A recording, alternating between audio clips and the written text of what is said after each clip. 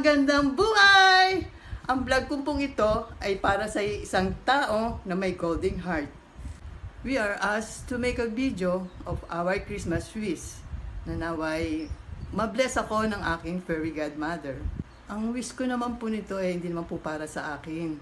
Para po sa aking mga anak na kailangan po ng gadget o kahit anong gadget po for sa kanilang online class nila.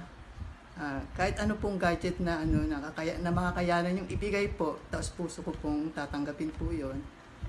Sino ba namang magulang ang hinding gustong makatapos ang kanilang mga anak? Dahil sa online class nila, kailangan po nila ng kahit anong gadget po. Salamat po. And advance Merry Christmas. God bless you and spread love.